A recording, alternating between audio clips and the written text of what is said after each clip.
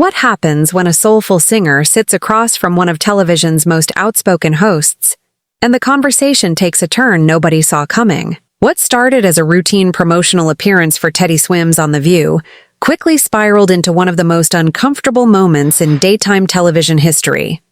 The tension was so thick you could cut it with a knife, and by the end, Teddy was walking off the set, leaving the host speechless and the audience in stunned silence. This is the story of how a simple interview became a viral moment that had everyone talking. The studio lights were blazing as Teddy Swims, real name Joden Dimsdale, settled into the familiar hot seat of The View. His latest album had been climbing the charts, and what should have been a straightforward promotional interview was about to become anything but routine. Joy Behar, known for her sharp wit and even sharper tongue, was ready with her questions. But nobody could have predicted where this conversation was headed. "So, Teddy," Joy began, leaning forward with her familiar smirk, "your music has this raw, emotional quality to it. Tell me, is that authenticity something you have to work at, or does it just come naturally when you're performing for people?" Teddy shifted slightly in his chair, his tattooed hands resting on his knees. "Well, Joy, I think authenticity isn't something you can fake. Either you're being real with people or you're not. My music comes from personal experiences, struggles I've been through, things that have shaped who I am." "Personal experiences," Joy repeated, her eyebrows raising slightly. "You know, I was reading about your background, and it's quite the journey from small-town Georgia to the big stage. But let me ask you this. In today's music industry, don't you think artists sometimes manufacture these stories of struggle to seem more relatable to audiences?" The question hung in the air for a moment. Teddy's expression shifted almost imperceptibly, but those watching closely could see something change in his demeanor. "I'm sorry, are you suggesting that my experiences aren't genuine?" Teddy asked, his voice still controlled but with an edge that wasn't there before. Joy waved her hand dismissively. "Oh, I'm not suggesting anything about you specifically. I'm just saying that in general, the music industry loves a good rags-to-riches story. Sometimes I wonder if these narratives get, shall we say, enhanced, for marketing purposes." "Enhanced," Teddy repeated slowly, his jaw tightening. "Joy, with all due respect, I don't think you understand what you're implying here." Whoopi Goldberg, sensing the tension building, tried to interject with a lighter comment about the music industry, but Joy wasn't ready to let go of her line of questioning. "Look, Teddy, I'm not trying to attack you personally," Joy continued, though her tone suggested otherwise. "But you have to admit there's a certain formula to these success stories. The struggles, the breakthrough moment, the emotional connection with fans. It's almost like a template." Teddy leaned forward, his voice growing more intense. "A template? Joy, are you seriously sitting there telling me that the years I spent working construction, playing dive bars for 20 people, dealing with rejection after rejection, that all of that was just following some kind of template?" "I'm just saying—" "No, let me finish," Teddy cut in, something he rarely did in interviews. "You're talking about things you clearly don't understand. You want to talk about templates? Let's talk about the template of successful talk show hosts who think they can minimize other people's real experiences because they've never had to worry about where their next meal was coming from." The studio audience, which had started the segment with polite applause, was now completely silent. You could practically hear a pin drop as the other hosts exchanged uncomfortable glances. Joy's face flushed slightly, but she wasn't backing down. "Excuse me, I think I've had my share of struggles, thank you very much. I didn't just fall into this career." "I'm sure you've had challenges," Teddy replied, his southern accent becoming more pronounced as his emotions heightened. "But sitting here questioning whether my story is real, whether my music comes from an authentic place, that's not just insulting to me.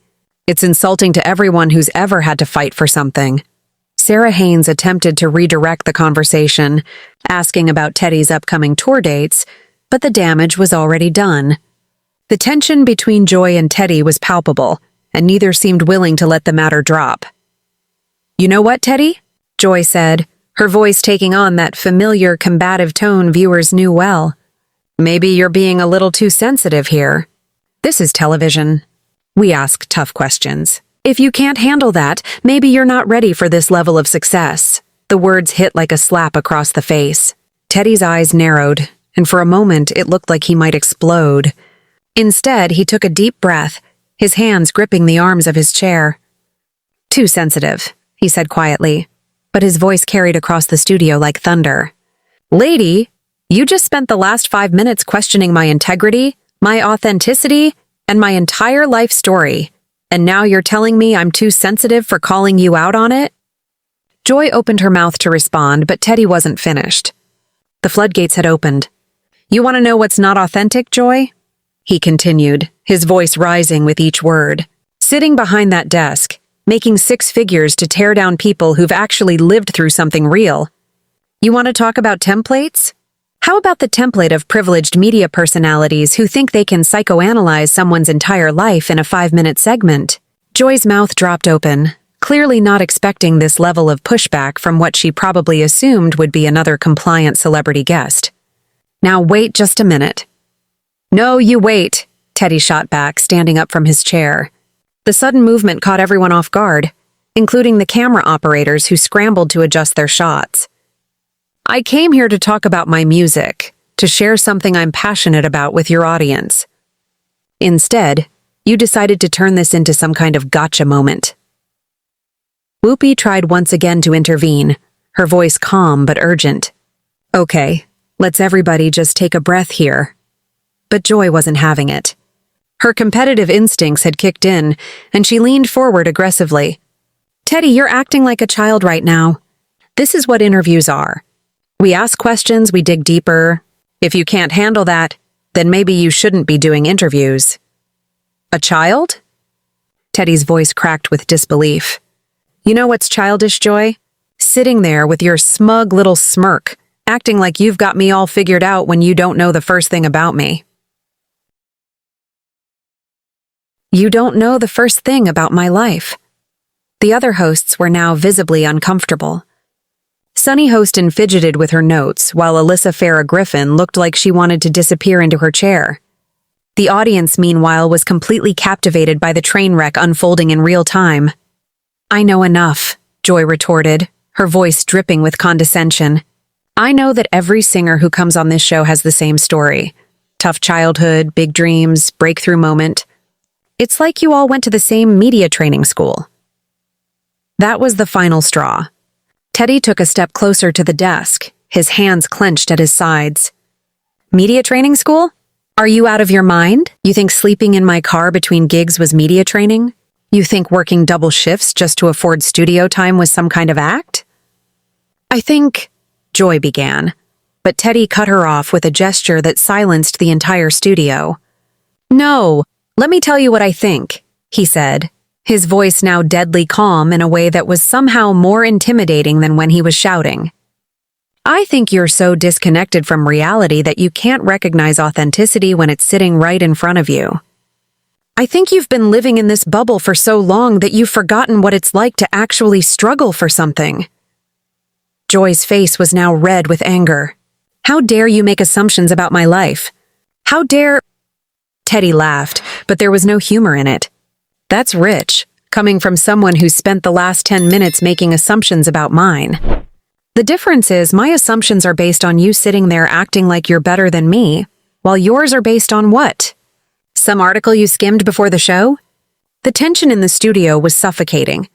Even the crew members, who had seen their share of heated moments on The View, seemed stunned by the intensity of this exchange. Sarah Haynes made another attempt to salvage the situation. Maybe we can talk about the positive response to your latest single. You know what, Sarah? Teddy said, turning to address her directly. I appreciate you trying to keep this professional, but I think we're past that point now. He turned back to Joy, who was glaring at him with undisguised hostility. Here's what's going to happen, Teddy continued, his voice steady but his eyes blazing. I'm going to finish saying what I came here to say, and then I'm going to leave. And Joy, you're going to sit there and listen without interrupting me for once in your life. Excuse me? Joy sputtered. This is my show. Actually, it's all of theirs too, Teddy said, gesturing to the other hosts. But you seem to forget that sometimes. He took a deep breath, composing himself slightly. I grew up in a town where the biggest excitement was the Friday night football game. My dad worked in a factory. My mom cleaned houses. We didn't have money for music lessons or fancy equipment. Everything I learned, I taught myself. Joy opened her mouth to speak, but something in Teddy's expression made her think better of it. When I was 22, I was living paycheck to paycheck, playing covers in bars where half the audience was too drunk to even know what song I was singing. I didn't have connections in the music industry.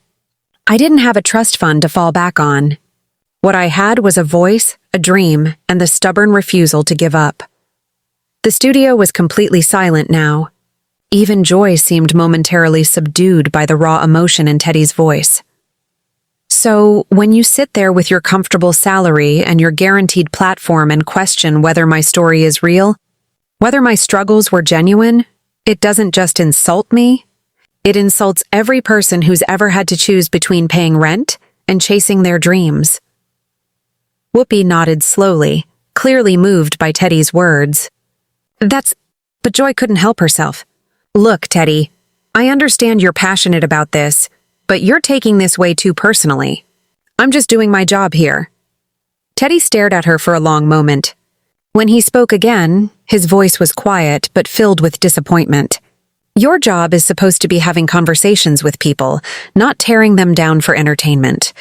But clearly we have very different ideas about what that means. He looked around at the other hosts, then directly into the camera. I want to apologize to the viewers who tuned in expecting to hear about music, and instead got to witness this circus. That's not what I came here for. Joy, Teddy said, his voice carrying a finality that made everyone in the studio lean forward. I've met a lot of people in this industry, some genuine, some fake, some just trying to make it through another day. But I've never met someone so determined to diminish others just to make themselves feel important. That's not journalism. That's just sad. The words hit Joy like a physical blow. Her mouth opened and closed, but for once in her career, she seemed genuinely speechless. The other hosts sat frozen, unsure whether to jump in or let the moment play out. Teddy reached down and unclipped his microphone. The small action somehow felt more dramatic than any grand gesture could have been. You know what the real difference is between people like me and people like you, Joy? When I fail on my own. When you fail, you take a bunch of other people down with you. Now hold on. Joy finally found her voice, but it was too late. I'm done holding on, Teddy replied, stepping back from his chair. I came here as a guest with respect for this show and what it represents. But I'm not going to sit here and let you turn my life into your personal punching bag because you're having a bad day. Whoopi made one last attempt to save the situation. Teddy, please, let's just... Whoopi, I have nothing but respect for you and what you've accomplished, Teddy said, his tone softening slightly as he addressed her. Same goes for Sarah, Sunny, and Alyssa. You all seem like decent people who understand that interviewing someone doesn't mean attacking them. He gestured toward Joy without looking at her. But this right here, this isn't professional. This isn't even entertaining. This is just mean-spirited, and I won't be part of it. Joy's face was now a deep shade of red, her hands gripping the edge of the desk. You can't just walk out of an interview because you don't like the questions. Watch me, Teddy said simply. Those two words would become the most replayed moment of the entire segment. He began walking toward the edge of the set, but Joy wasn't finished. This is exactly what I'm talking about, she called after him, her voice rising to almost a shout. You can't handle a little pushback, so you throw a tantrum and storm off. That's not very authentic, is it? Teddy stopped dead in his tracks. For a moment, it looked like he might turn around and continue the fight. Instead, he spoke without turning back to face her. You know what's authentic, Joy? Knowing when someone isn't worth your time. He paused, letting the words sink in. I hope whatever satisfaction you get from this was worth it. Because you just taught a lot of people watching at home exactly who you really are. The studio audience, which had been silent throughout most of the exchange, began to murmur among themselves. Some were clearly Team Teddy, while others seemed shocked by the confrontation. Joy, apparently unable to let him have the last word, stood up from her chair. "Oh, so now I'm the villain because I asked you some tough questions. This is what's wrong with your generation. You think everyone should just tell you how wonderful you are." That was the breaking point. Teddy spun around, his eyes blazing with an intensity that made even the camera operators take a step back. "My generation?" he said, incredulous. "Lady, my generation is out there working 3 jobs just to afford rent, dealing with a world that's falling apart, trying to find some meaning in the chaos. We don't need people to tell us we're wonderful. We need people to stop tearing us down for sport." Joy opened her mouth to respond, but Teddy held up his hand. "I'm done," he said. And this time there was no anger in his voice, just exhaustion. "I'm done with this conversation. I'm done with this interview.